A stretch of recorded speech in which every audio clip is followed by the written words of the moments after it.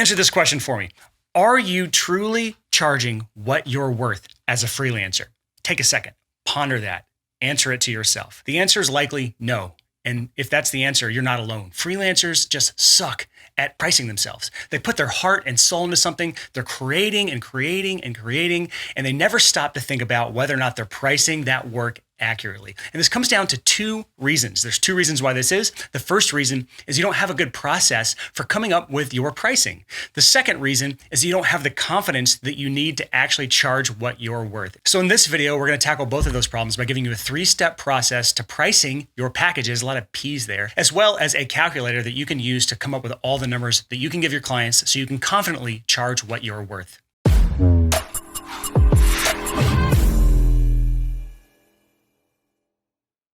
So the golden question, what should you charge? Should you charge $15 an hour, $50 an hour, $500 an hour, $1,000 an hour, a flat rate? What should you charge? Well, there's two things I want to talk about before we get into the rest of this video. And that is, first of all, understanding that you don't actually set your rates, which sounds weird. Let me explain.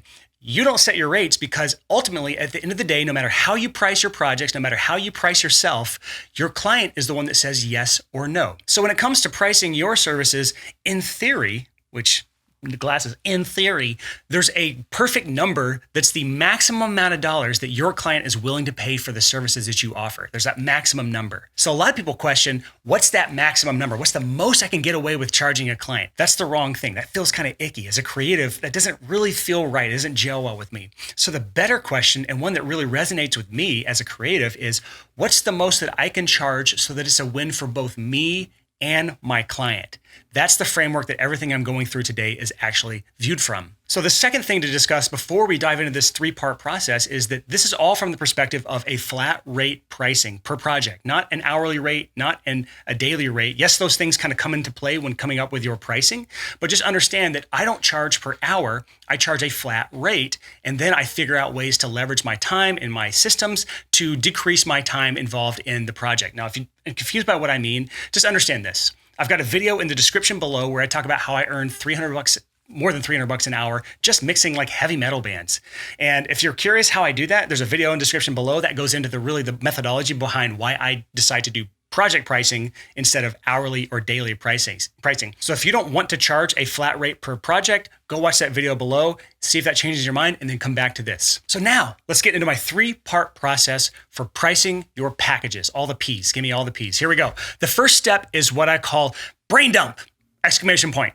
And here's what I mean. You're going to begin with the end in mind. With a project that you're doing with a client, they're not hiring you for a service, which sounds weird. They're hiring you for not a service, but an outcome. What is the thing they're walking away with at the end of the day? So what I want you to do is brain dump from your head onto a piece of paper or a note. I'll show you my example in a second, of every single thing you do from beginning to end to take from a brand new client to a client who's happily walking away with whatever they've hired you to do. What is the step by step, by step, by step, by step, every single little thing that you do. That's why I call it a brain dump. You just word vomit onto a piece of paper all the things that you do for a client. So for example, if you're a wedding photographer, what do you do from the very start of the project when you first talk to a client all the way to delivering the final files to your client? What is every step of the way for that? If you're a music producer, what do you do from the very beginning of the project to while you're delivering all the songs, recording, mixing, mastering, whatever you do with your clients, all the way to the final file delivery? What is every single task that you do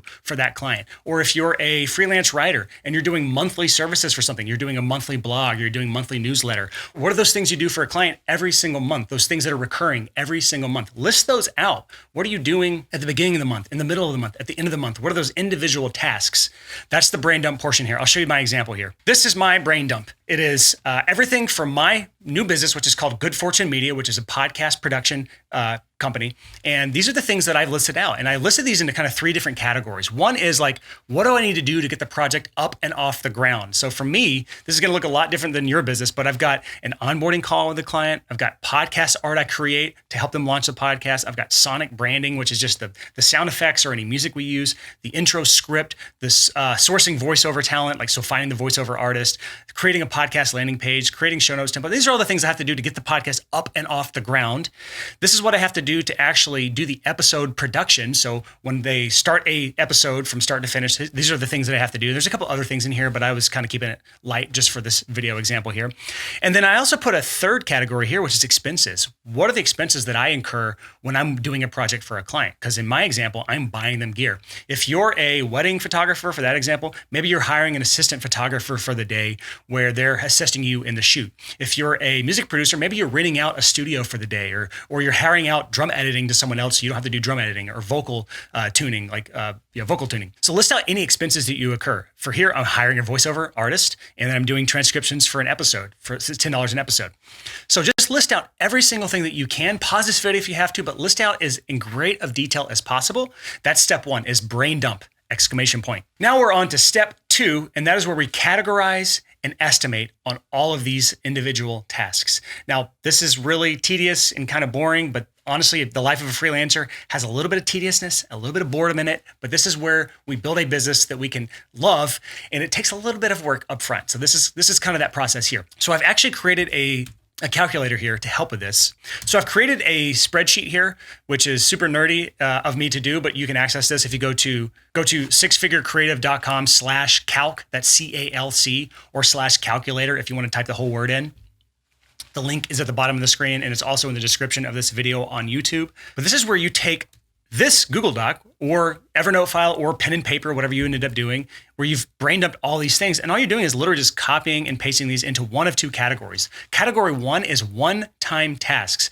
What are the things that are one and done with a client? In my case, I have a lot of one-time tasks to help the client get the podcast up and running and off the ground. And no matter how many episodes, which is going to be over here in recurring tasks, no matter how many episodes they do, they're only doing these tasks one time, and then we're never really doing them again. So the onboarding call to get the client up and running is one time. Podcast art, we're only creating the podcast art one time, and then it's done. Sonic branding, we're only finding the show music and the sound effects one time, and then it's in a Pro Tools template. We don't ever touch it again. The intro script for the voiceover artist, all these things are just one and done things. Miscellaneous communication to get the project up and running. This is kind of one of those things that it's generally a similar amount of time, no matter how large the project is. So go back to your brain dump list and think through which of these tasks are one time and which of these tasks are recurring. Now, here's what a recurring task is. If you do one of these tasks more than one time, or potentially do it more than one time for a client, then you're going to add it to this list here. An example would be if you're a music producer, which is an easy example, then one song, anything you do to produce one song is going to be a recurring task, because anytime you do another song, you're repeating all of those same tasks. So an example would be vocal recording. You do it one time for one song. So you'd put vocal recording in here, and then you would estimate the amount of hours it takes to record vocals for one song. That allows us to calculate pricing packages later when you have multiple songs if you're a music producer. For me, as a podcast producer, these are all the things that I have to do to release one episode of a podcast. Next, go to your expenses down here and categorize them as one-time expenses or recurring expenses. For me, the client gear, I'm going to buy the gear one time, and then we're done. For voiceover artists, we're going to hire the voiceover artist one time for the intro of the podcast and maybe an outro, and then they're done. That's the only time we need that expense. But for transcriptions, every single time we do an episode, we have to get that transcribed for SEO purposes, just to be nerdy. And that's why it goes over to this category here. So once you've categorized everything in this list and added your estimated hours, you're going to start to see some numbers pop up. Ignore these for now because we haven't actually set the rates, which is the next step. All that matters is that you've added the tasks in the correct category, and then you've added the amount of hours it takes to do that task. If you don't know yet, just estimate to the best of your abilities. And as you do more and more projects, you should be tracking your time so that you have an accurate estimate so that you can accurately price your projects. Because nothing is worse than quoting a project for a client, getting paid for that project, and it taking twice as long as you thought it would because you underestimated in certain areas. Now, if it can vary slightly from client to client in certain areas, just put a good average of what it is typically for a client, because that's the life of a freelancer. Some projects you're going to get underpaid a little bit because it took longer than you thought, and some clients you're going to get overpaid for because it went quicker than you estimated. As long as you get that good middle average, it should be a wash at the end of the day. So now it's time for step number 3. If you've hung with me this far, congratulations on being a true professional, but this is where the things get fun because we get to play with numbers and make some adjustments to see where we land here. So I'm going to go back to the spreadsheet here and scroll down to step 3. And this is where we get to play with the numbers. This is the fun stuff. So the first part of this is putting in your desired hourly rate. Now, this is whatever you want it to be. Remember, at the end of the day, the client's the one that says yes or no. So you need to put a number here that is your desired hourly rate. In an ideal world, what would you like to be earning per hour? Put that number in here. I put $50 by default because this is really the minimum you can charge and still make $100,000 a year. So six-figure creative, $50 an hour is the minimum you can charge. And that's assuming you're working 52 weeks a year, almost 40 hours a week. So if that sounds like overkill and you're trying to earn six figures a year, then you'll have to probably put that up to $65 or $75 an hour. So for me, in Good Fortune Media, I want to earn at least $100 an hour personally. Or I want to be able to charge $100 an hour for these services. So that's my desired hourly rate. We'll see if it all matches up. And then this is where you change your deliverables for the project. This is where if you're a music producer and you're doing 10 songs, put 10 songs. If you're doing 5 songs, put five here. As a podcast producer, if I'm getting the project up and running, the minimum amount of episodes I'm going to do for a project to get that new podcast launch is 10 episodes. That's the minimum I would ever work with a client on, because what's the point of launching a podcast if you're doing less than 10 episodes? So 10 is the number I put here for me. And then down at this third number is how much margin do you want? This is kind of a buffer. So what is your buffer for underestimating certain things? Earlier, I talked about how one of the biggest mistakes people make is underestimating what they're doing, their pricing. This is a way to counter that. 15% is the margin, the buffer that I would suggest most people put in here. But you can also put this number if you're actually, and this is more advanced, if you're actually thinking about every single one of these things from the perspective of hiring someone else to do it, which is what I'm doing for Good Fortune Media. This is going to be more of an agency model where I have people working under me to do most of these tasks. Then this number now becomes your profit margin. So if you want to have 20% margins or you want to have 40% margins in here, you can play around with this margin number. Otherwise, think of it more of a buffer for over or underestimating on what you're doing. And now you get 2 calculations here: an onboarding fee. So how much does it take to get the new client up and running? And then a deliverable fee. How much does it cost to give one deliverable to a client? So that's actually $874 per episode, and then $6,000 to do all of these tasks that we have over here on the left side, including our buffer of 15%. So now we get a total package pricing for 10 podcast episodes. To help someone launch a new podcast with 10 episodes, I have to charge $14,778 if I want to earn $100 an hour. So this is where we have to start making adjustments. And this is where your stomach will drop. And this is where we really have to sit in this and talk about this for a while, because this is where the confidence thing comes in, the self-confidence thing comes in. So we have to answer one question. If I quote this price to a client to launch a new podcast and get 10 episodes up and running, then is $15,000 to get that up and running going to be a price that they're going to balk at, like run away from? Or are they going to say, yeah, I can swing that? And this really comes down to what kind of client you're working with. In my business for Good Fortune Media, I'm actually working with people who are in the online business space, earning at least half a million a year up to $4 million a year. So I know if that's the kind of income numbers that they are working with and they're going to launch a podcast, then I know it's a no-brainer. $15,000, they're not really going to balk at that if they don't have anyone else that's going to help them to the level that I'm going to help them with their podcast. However, if, for example, I didn't think I was going to be able to charge that, you really just have a few options here. Option number 1 is to just not take on the project at all, which sounds scary, but at the end of the day, if there's some people out there that will pay this, even if it's just 10 to 15 to 20% of the people you talk to, this is more than enough to make a great living. So don't be afraid to be turned down. I've seen so many freelancers who never get turned down on projects, and that's usually a great indicator that they are way undervaluing themselves. If you're getting more than, I'd say, 60% of the clients that you're talking to, depending on if you're talking on the phone or through email or in person, but if you're closing more than 60% of the deals that come your way, you're likely undercharging for what it is that you're doing. So that's a good indicator. That's option number 1, is to just not take on the project. If they can't afford this or don't want to pay this, don't take it on. That leads us to now step number 2, or option number 2. Most people, if they're watching this, they are trying to get whatever projects they can. So that leads us to option number 2, is to play with our hourly rate.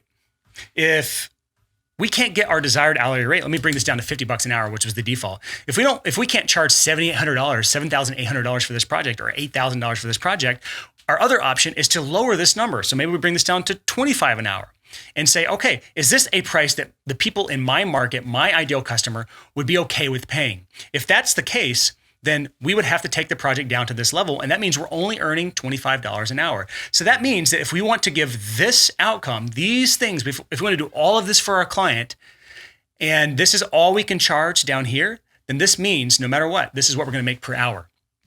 But that leads us to option number 3. And this is really the option that most people don't really even think about when it comes to pricing their projects. And that is reducing your workload. Let's bring this back up to the default $50 an hour. Actually, let's bring it up to my ideal income, which is $100 an hour. This is $15,000 that I have to charge a client to help them launch a new podcast and get those first 10 episodes up and aired. If I can't charge that, but I still want to make $100 an hour, I have the option of actually going to this list here and figuring out what adjustments that I can make to reduce the overall cost without affecting my hourly pay.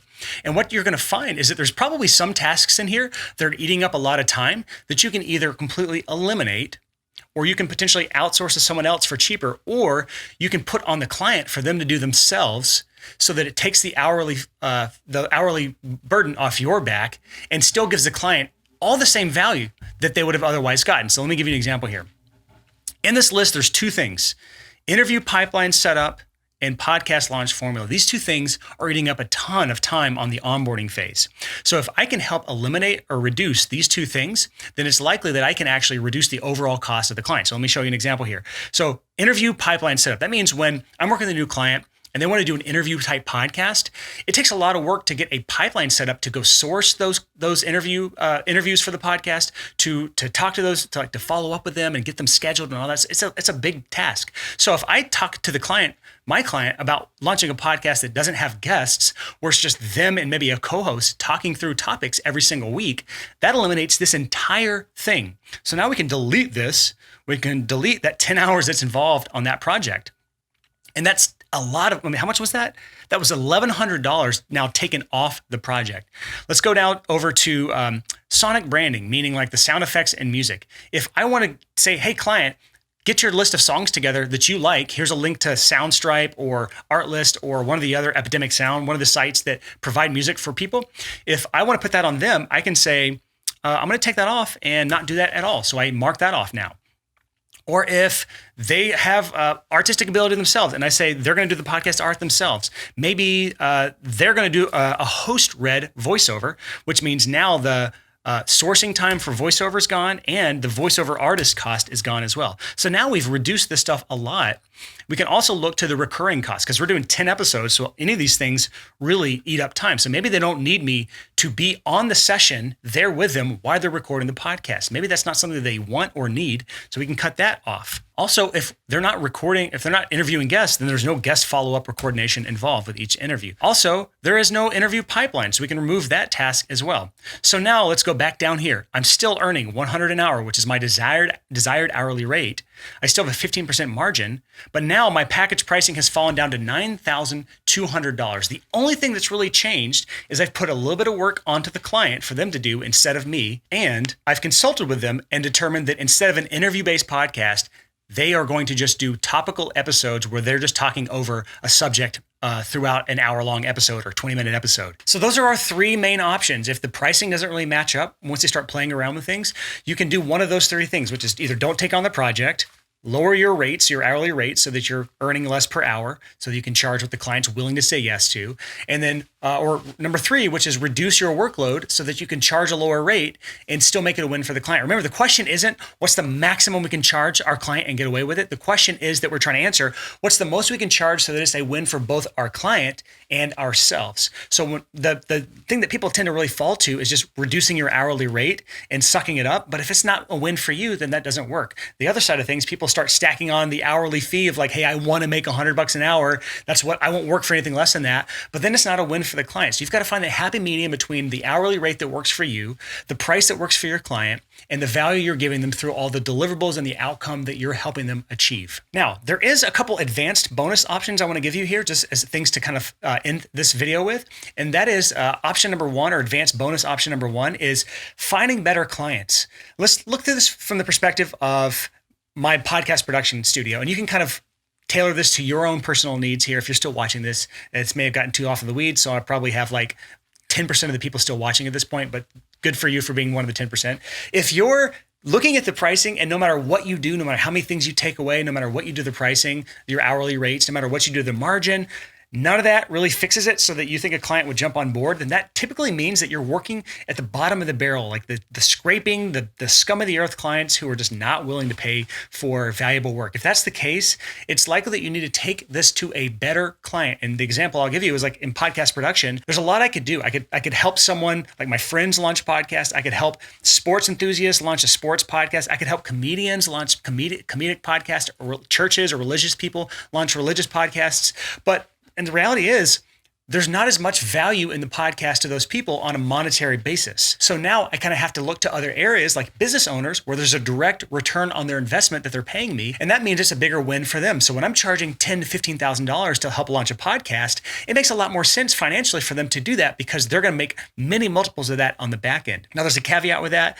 Like, you don't just chase after money. That's the last thing you want to do, because then it's going to be a soul-sucking day job that you've just built for yourself. So don't just blindly chase whoever the most valuable client is, but just keep that in mind that if there's a more valuable client that you can passionately service and not just sell out to because they're worth more, then go for it. In my world, I'm going after people who are like me. I have multiple online businesses, so I understand how to talk to those people. I know what it is to launch a podcast in that world. I know how to make it profitable for those people. So it's a natural type of thing for me to move into because there's so much overlap in my passions, in my talents, and that sort of client. So that's bonus advanced option number one, is just find better clients. The second option is to leverage your time. I talk about it in a video. I mentioned it earlier in this video, and it's in the description, how I make $300 an hour mixing metal bands from my home studio. It's a really interesting video. It's a bit older, but it's still the same process where you're leveraging your time using automation or delegation. So that just means if you go back to our spreadsheet here and you go to all these tasks that are remaining, if you are starting to pass these things off to an assistant or to someone else to do these things, as long as you're being charged less than the number that you're charging your client, meaning you're charging $100 an hour, but you're paying someone else $25 or $50 an hour, you're now increasing your own hourly rate. If that doesn't really make sense, you're not really sure, you're not really following that, then just click the link in the description below. That's one thing that you can do, is leveraging systems, automation, and delegation. So hiring people. Those are the three like golden levers that will multiply your income from $100 an hour to, I think the calculation I did once I outsourced most of these things, the amount of hours I'll be spending in my business versus how much profit I'll be making for that business, it's like thousands per hour once I do those three things for Good Fortune Media. In the mixing world, it's much smaller values involved. So it's like $300 an hour, but still it's nothing to laugh at. $300 an hour is a good business no matter who you are. And then one last thing, a reminder, if you want this spreadsheet right here on how to price your freelance packages, just go to sixfigurecreative.com/calc, CALC, or calculator, if you want to spell it all out. Go there, and this template will be there. It's actually, there's the template that will be there on walking you through this process yourself, and you can play around with this to your heart's desire, and then you can give me feedback at Brian at sixfigurecreative.com on how to fix any issues you come across here. So that's all I have for you on this video. Thanks for making it all the way to the end. And remember, if you want to make it as a freelancer in this world, as a six-figure creative, it takes more than just passion.